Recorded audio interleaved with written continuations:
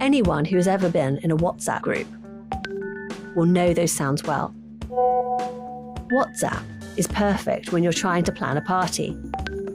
Who's bringing the mince pies at Christmas? Or finding your friends for a picnic in the park. It's quick, informal, and playful. But what happens when the same chaotic back and forth is used at the highest levels of government? I'm Claire Newell, the investigations editor at The Telegraph. In December 2022, one of the editors called me into their office. They had something big. They'd been approached by a journalist called Isabel Oakeshott. She had a leak for us. So this is the huge cache of WhatsApp messages. Matt Hancock's WhatsApp messages from when he was the health secretary during the pandemic. Many members of the cabinet, people in number 10, civil servants, you've got the chief medical officer. 100,000 messages. Chief scientific officer. So I gathered a team of reporters. In March 2023, we published our investigation. We christened it The Lockdown Files. Around 100 articles revealing what the highest members of government had been talking about as we all stayed at home. Now that the COVID inquiry is finally underway. So many of my patients died. The inquiry has to have access to the information it needs. These WhatsApps are centre stage. Lady Hannett is demanding sight of Boris Johnson's private WhatsApps and diaries from the time of lockdown. Here at The Telegraph, we wanted to investigate further and tell the story of how these government decisions were made. But first, I'd like to take you back to how it all began. The leak that started it all. It's an enormous volume of material. Welcome to the Lockdown Files podcast. Episode 1, The Leak. I've known Isabel for more than 15 years, and over those years, she's had some really fantastic scoops. She's become much more high profile and is often now invited on TV as a political commentator. I definitely have quite a divisive image. Certain people would regard me as very right-wing, which I always find quite amusing because I'm just essentially a small c conservative. And she's also a ghostwriter. I like to think I'm very good at what I do. I specialise in writing books that make a big impact. They're often controversial, but they get a lot of media coverage. Isabel read in an article that Matt Hancock wanted to write his memoirs of the pandemic. And I remember thinking, well, that's interesting. And if he does want to write a book, then unless he's a brilliant writer who's yet to be discovered, then he might want some help with it. And so I dropped him a line and said, is this true? You know, are you planning on writing a book? Do you need any help with it? It's not unusual for former cabinet ministers to write memoirs. It can be a great way to get out their version of events. As a journalist, and particularly as somebody who'd been very passionately opposed to lockdown policy, I really was very drawn to working with Matt, even though I didn't agree, and this was very clear to him and everybody, with much of what he did. I was very drawn to working with him to get as much as I could of the inside story on the government's handling of the response to the pandemic. The process for co-writing a book differs a lot. With celebrities or sportsmen or sportswomen, it's often up to the writer to do the majority of the work. Most authors, they want to write a book about how brilliant they are. Being a politician, Matt was at least as inclined as the normal person to want to write about how brilliant he was. Politicians often want to be heavily involved. And then in came these WhatsApps. The reason Matt Hancock gave the WhatsApps to me and my team was because he recognised they were pretty much the best record of what actually happened. I can give you my recollections from the top of my head, and I can look at my old ministerial diaries and so on, but really, if you want a proper account of what happened, well, you need the WhatsApps. Wow, this book has gone from being, well, it was going to be quite good, but actually, wow, this is really going to make a big splash. But the deadlines were tight, and things were about to get worse. Shortly before publication, Matt Hancock flew out to Australia to join I'm a Celebrity, Get Me Out of Here. And he had asked me privately if I thought that this was a good idea for him to do. And I actually said, on balance, I actually think you should do it. It's great for your profile. Frankly, my view was, look, just go for it. What I didn't know was that if he was going to go for it, it was literally setting off 2 or 3 days later. So the next thing I know, Matt's actually disappeared. He never told me that he had decided to do it. He just vanished. Hancock's pandemic diaries were published in December 2022, but the book had been written in such a rush, Isabel hadn't even been able to read all the messages. She had an inkling that things had been left out. And so she was faced with a conundrum. Shouldn't the public know the full story contained in these messages and what ministers really thought of the decisions they made during the pandemic? Confidentiality, if you're a ghostwriter, is really important. I mean, this is how I've made a living for the last 10 years. Nobody in my position would breach that lightly. Can you imagine the outcry if I had been seen to be concealing this material? 2.3 million words of WhatsApps, and I, Isabel Oakeshott, a political journalist, decide to sit on that material to protect politicians' dark secrets. I don't think that would have been an honourable thing to do. And so Isabel, usually the journalist, decided to become a source herself. At the start of January, the investigation began. The messages were stored on hard drives. All of this was really sensitive. No one could know what we were doing. One thing that was actually really important right from the word go was secrecy. My very first time here, I was actually ushered in through a separate entrance and up a sort of lift, which no one else really uses, because what we really didn't want to need was either the government or Matt Hancock getting wind of this and trying to block publication.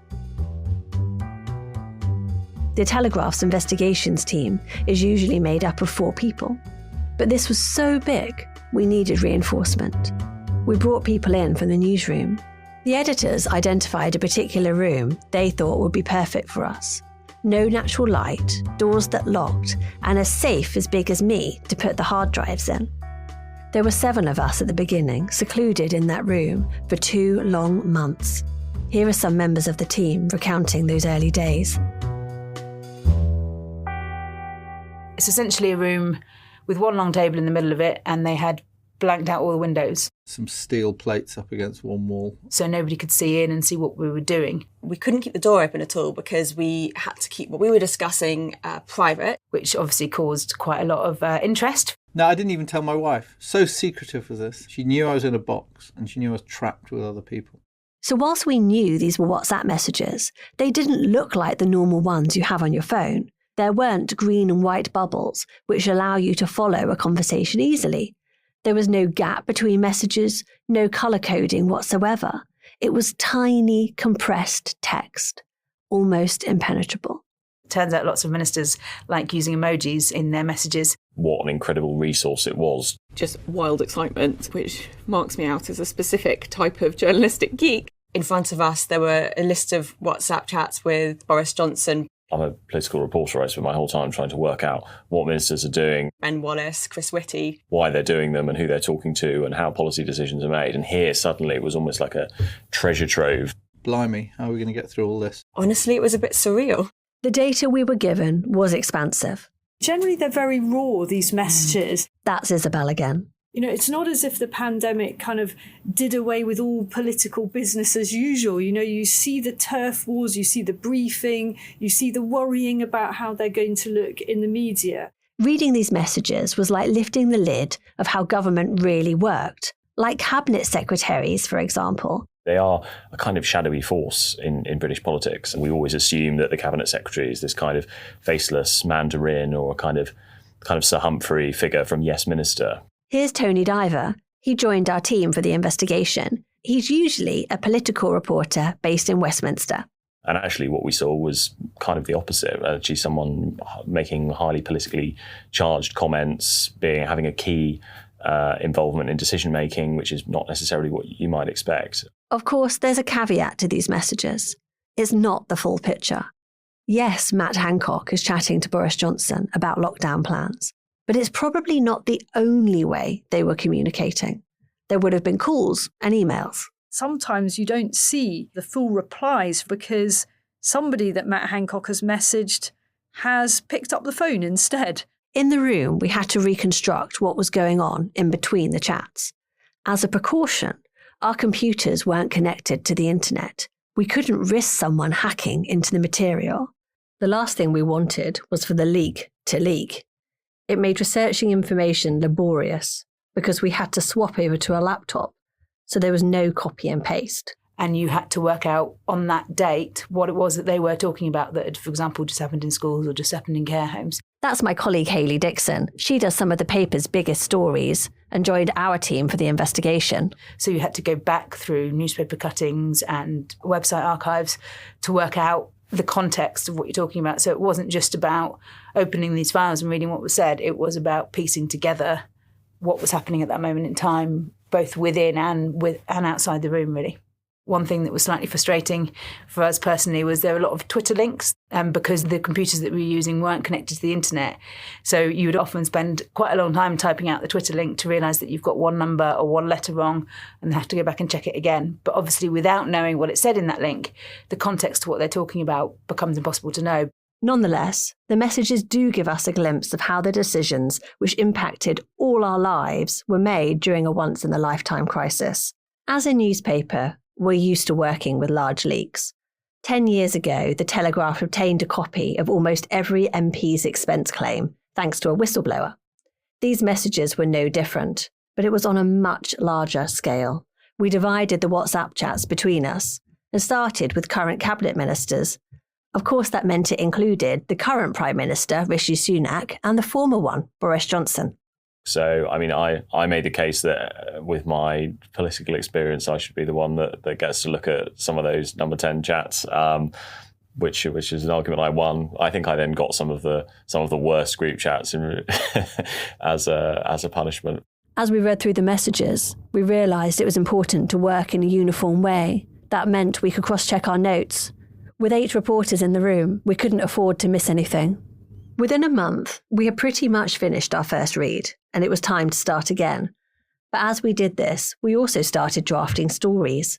It can be the only way to decide if something works. When you see it on the screen, does it seem shocking or new? Would you put it on the front of a paper or on the top of a website? Is it the kind of story that blows your mind and makes you want to WhatsApp everybody you know? Just wow, I can't believe that's the way that they actually run things and do things, really. That's my colleague, Hayley. Because of the nature of the data that we're using, public interest from day one was at the top of everyone's mind in that room. You know, there is a difference between the public interest and what the public find interesting. We always were thinking about what we were reading in terms of why does this matter? At the beginning of this process, there were some areas where we knew there were going to be stories. So I knew that schools, for example, was something that I'd covered quite a lot during the pandemic, but also is really important in terms of lesson learned because it's children who've paid a lot of the price for this pandemic. So I think very early on, I certainly had my eye out, my news radar out for stories in schools. Another obvious one was care homes, generally accepted to be one of the government's biggest failures. We've tried to throw a protective ring around our care homes. Yet tens of thousands of residents died in the first wave, and there was more to come. We knew the area was a good one for us to delve into, and it paid off. It was an example of what we collectively called not following the science, times where advice from scientists was apparently ignored. To ignore the scientists' advice and then to have the gall or the audacity to actually say that we will put a ring of care, that he actually said that. Well, where was this ring of care? It was one of the themes which developed and emerged as we combed through the data. It became the basis of what we call our day one splash, basically the story you stick on the front page which leads the coverage. Then, at the start of March, it was D-Day. Before we published, we came down and we read the proofs. So what that means is when the designers have laid it all out on the page and made it fit, we're all going through printed out copies of all of these WhatsApp messages, literally sitting there with pen and paper, circling problems that there were on the page, typos or formatting problems, going back to the sub-editors, getting it changed, coming back, taking a new page, and we slowly sort of worked our way all the way through, pretty much until the last moment. It was nerve-wracking. We had enough articles to fill pages 1 to 6 of the paper. We had a special design that would dominate the Telegraph website. We decided to publish late at night, just before 11. It's much later than usual, but in our business, it's all about protecting our work. A late drop meant it would be hard for rivals to rip us off. And then slowly, it became clear that someone somehow had found out what we were doing, and there was a bit of a concern that it was going to leak. And so people started to text me, people from Westminster, saying, oh, I hear your story's being published tomorrow. I hear this big thing that you've been working on for so long is going to come out. Until finally, it was time. At 10:45 p.m, we all took a deep, collective breath. When you're sitting in a bunker for 2 months, you have no idea how anything that you do is going to land, really. As the minutes passed, we watched. And then it happened. Social media exploded. And by the next morning, it was leading the news.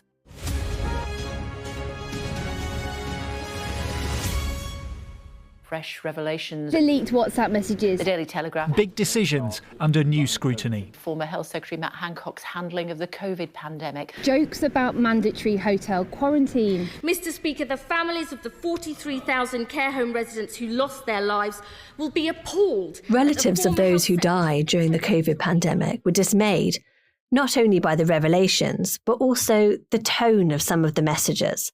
How casually ministers and advisers discuss massive decisions like masks on children. Matt Hancock responded to the articles by saying that it was outrageous and a distorted account of the pandemic. He criticised us for spinning an anti-lockdown agenda, which would have cost hundreds of thousands of lives if followed. His spokesperson said what these messages do show is a lot of people working hard to save lives. As I'm recording this episode, the public inquiry has just started, but the problem is it's going to take years, and people are saying we just can't wait that long. Because we all want answers, we decided to examine the messages again in a new light. Sometimes they allude to a document or a meeting. An obvious step is for us to speak to people in government at the time and ask them, looking back, what do you think of the choices you made? It will be difficult. Not everyone is happy that the lockdown files were published. I'm Claire Newell, and this is the Lockdown Files podcast. Thank you for listening. And if you like the series, please leave a 5-star rating and a short review on Apple Podcasts. It will help listeners find us and help keep this investigation going. Please consider taking out a Telegraph subscription. We couldn't have made this show without our subscribers. Listeners to this podcast can get exclusive sign-up deals at telegraph.co.uk/Lockdown Files podcast. Don't forget that you can find exclusive details from the series at telegraph.co.uk/news/lockdown-files. And if you've got any information to share, please email us on lockdownfiles@telegraph.co.uk. The Lockdown Files podcast was written by me, Claire Newell, and Adelaide Pogemont-Ponte. The investigations team behind it are Catherine Rushton, Sophie Barnes, Janet Eastham, and Jack Leather. The other reporters who worked on the Lockdown Files are Robert Mendick, Hayley Dixon, and Tony Diver. This episode was produced by Adelaide Pogemont-Ponte, with further production and mixing from Jack Boswell. The executive producer is Louisa Wells.